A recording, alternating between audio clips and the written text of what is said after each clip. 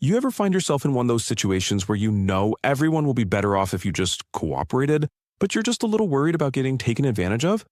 Well, what if I told you there's a powerful and honestly a surprisingly simple strategy that's backed by science, and it can help you navigate pretty much any social situation you can think of?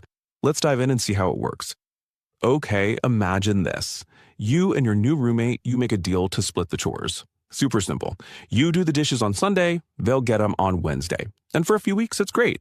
But then one Wednesday rolls around and the dishes are still piled up in the sink. You do them, thinking, okay, maybe they just forgot. But then it happens again, and you're stuck, right? You're wondering, what kind of precedent am I setting here? Do you just let the pile grow, or do you risk becoming the permanent unpaid dishwasher? Well, it turns out this exact problem is a version of a really famous thought experiment from a field called game theory. And game theory is, at its core, the science of strategy. It's all about looking at how we make decisions when the result doesn't just depend on our choice, but on the choices of other people too. It's a way to figure out the most rational, the most effective strategy, whether you're dealing with conflict or cooperation. Now, when we say game in game theory, we're not just talking about chess or poker. Nope. A game is basically any interaction between people where the outcome is mutually affected. We're talking business negotiations, we're talking international politics, and yep, you guessed it, even figuring out who's going to do the dishes. A really crucial distinction we have to make here is between one-off games and repeated games. A one-off game is just a single interaction. Think of a game show, right? You'll probably never see that other person again. But most of life, with our colleagues, our friends, our roommates, that's made up of repeated games, where everything you do today has consequences for tomorrow.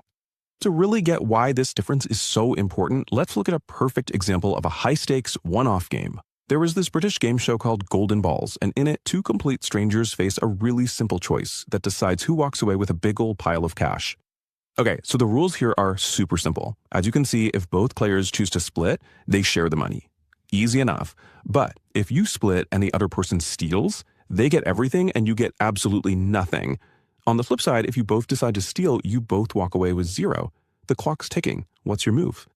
Game theory gives us a really clear answer here. It's called the dominant strategy. This is the choice that gives you the best possible outcome no matter what the other person decides to do. And in this case, the dominant strategy is to always steal. Think about it. If they split, you win big. And if they steal, you protect yourself from getting nothing. It's just the most rational choice.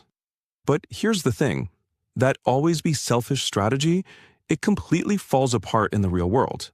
Why? Because relationships and reputation and future interactions, they actually matter. If you always steal from your coworkers or your friends, you're going to find yourself very alone, with nobody willing to cooperate with you. So that leaves the big question. What is the best strategy for the repeated game of life? Back in 1980, a political scientist named Robert Axelrod set out to answer that exact question. He created this amazing computer tournament. He invited game theorists from all over the world to submit programs that would compete against each other in a repeated game, all to find the single best strategy. The rules were pretty straightforward. Each computer program played against every other program in a game that lasted 200 rounds. And in each round, a program could either cooperate or defect, which is kind of like choosing to split or steal.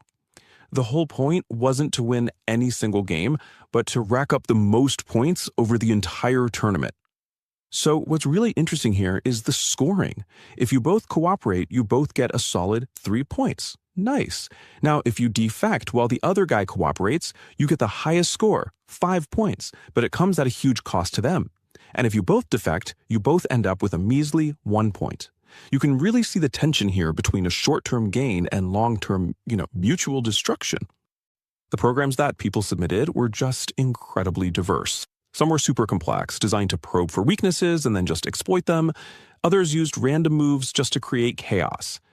Axelrod himself described the field as ranging from simple and nice to cunning and nasty. And honestly, everyone's expectation was that some complex, aggressive program was going to come out on top. But the result was so surprising that Axelrod ran the tournament 5 more times just to be sure he wasn't seeing things. He even held a second, more complex tournament with 62 different entries, and every single time, the same strategy won. It wasn't cunning. It wasn't nasty. The winner was a program called Tit for Tat. And what's so amazing about this is that it was one of the simplest, most straightforward programs that anyone submitted. It just completely defied everybody's expectations. So, how did it work? The logic was just beautifully simple. First, it always started by being nice. It cooperated on the very first move, no questions asked. Second, it was retaliatory. After that first move, it just copied whatever its opponent did in the round before. If they defected, it defected. And third, it was forgiving. The moment its opponents started cooperating again, tit for tat immediately forgave them and went right back to cooperating itself. And here is the most fascinating part of this whole thing. Get this. Tit for tat never won a single head-to-head game. That's right, 0 wins. Against any opponent, it could only ever draw or lose. But by encouraging mutual cooperation with other nice programs and quickly punishing the nasty ones, it consistently earned high scores and won the entire tournament. Wild, right? Axelrod himself summed it up perfectly. He said its success came from being nice, which kept it out of unnecessary trouble. It was retaliatory, which discouraged others from even trying to exploit it. It was forgiving, which helped restore cooperation after a conflict. And it was clear, which made its strategy super easy for others to understand and adapt to. So, what's the crucial takeaway for us here? Well, it's that this isn't just a lesson for computer programs. These 4 qualities, being nice, retaliatory, forgiving, and clear, they form a powerful blueprint for navigating our own lives. Look, being nice is a strength, not a weakness. It's your default setting, an invitation to cooperate. Being retaliatory, that's just about self-respect. It sends a clear signal that you can't be pushed around. Being forgiving is strategically brilliant because it stops you from getting stuck in this endless cycle of mutual destruction. And being clear just means people know exactly where they stand with you, which builds trust and predictability. And this really illustrates the core lesson, doesn't it? The best strategy for success in the long run is to be fundamentally cooperative and good-natured, but to also stand up for yourself immediately and clearly when you need to. And then be willing to let it go and get back to cooperation. Basically, don't start fights, but never, ever let yourself be taken advantage of. Ultimately, what makes all of this work, what makes this strategy so powerful, is the simple fact that we are going to interact with the same people again and again. You could call it the shadow of the future. It hangs over every decision we make, and it reminds us that our actions, they have consequences that will follow us. So what does this all mean for you and your roommate? It means that while you can't control their choices, you can absolutely control yours. You get to set the tone. You can start with cooperation, respond in kind to whatever they do, and always be ready to forgive. Because in the long game of life, building trust, that's the winning move. It's a powerful reminder that for our own sake, when our day comes, we should probably just do the dishes.